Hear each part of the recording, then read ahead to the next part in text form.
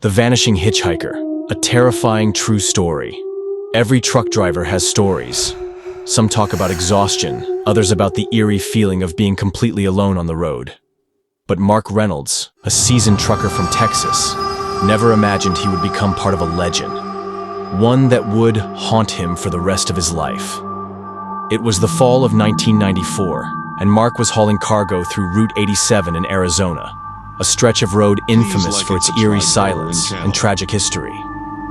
Over the years, locals whispered about strange occurrences, ghostly figures, flickering headlights, voices in the wind.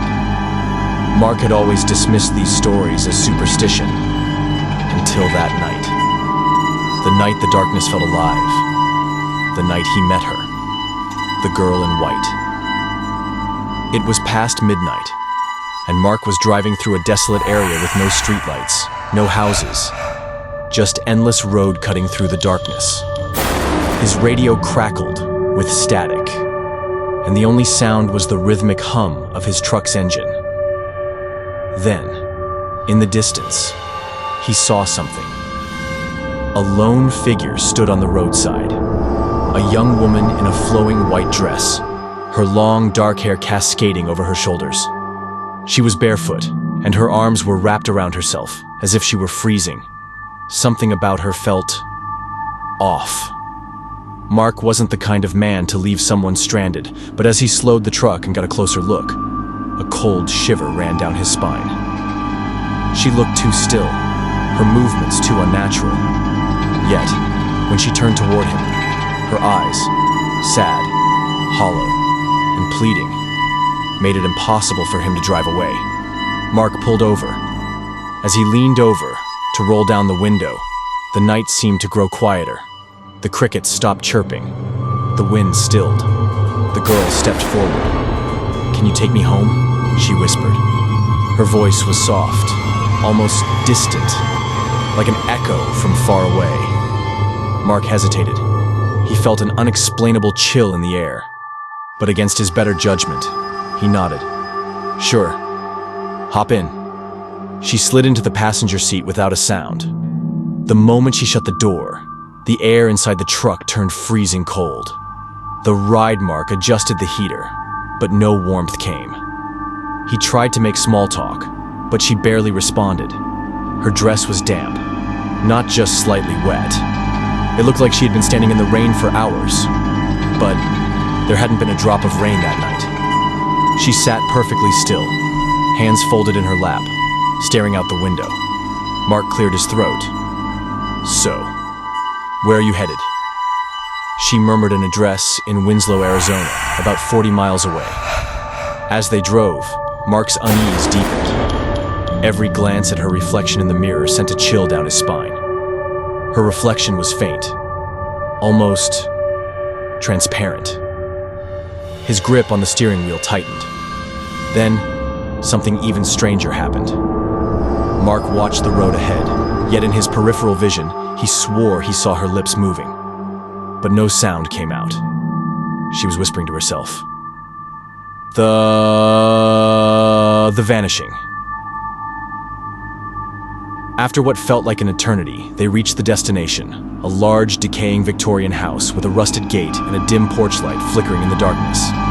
Mark pulled up and turned to her, but the passenger seat was empty. His breath caught in his throat. He hadn't heard the door open. He hadn't felt her move. She was just gone. For a long moment, he sat frozen, his mind racing.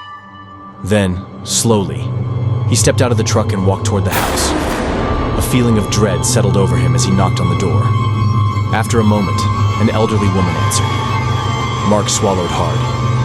I just picked up a young woman on Route 87.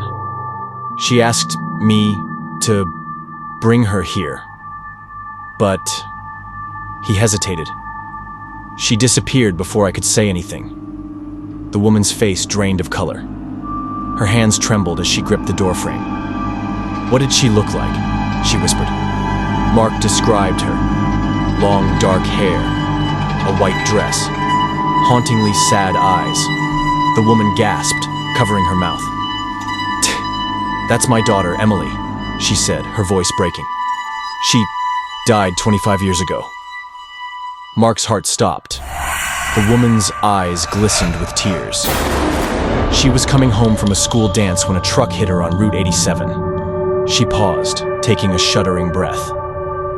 Every few years, someone comes to my door, always telling me the same thing. Mark felt his knees go weak. The woman disappeared inside and returned moments later with an old black and white photograph. His stomach dropped. It was her. The same sad eyes, the same flowing dress, the same girl. A haunting confirmation. That night, Mark couldn't sleep. The next morning, he needed answers. He visited the local library, searching through old newspapers. What he found made his blood run cold. A 1969 article detailed the tragic accident of a teenage girl named Emily Carter. The driver who hit her had reported something chilling. After the accident, he saw her standing in his rearview mirror, staring at him. And over the years, other drivers had reported picking up a young woman in white on Route 87, only for her to disappear before reaching her home. Mark wasn't the first, and he wouldn't be the last. The legend lives on. To this day, travelers along Route 87 still report seeing her. Some say she waves for a ride, whispering for someone to take her home. Others claim they've seen her standing by the roadside, staring blankly at passing cars. And a few, just a few, say they've heard a whisper inside their vehicle as they pass that lonely stretch of road. Can you take me home? Would you dare to stop?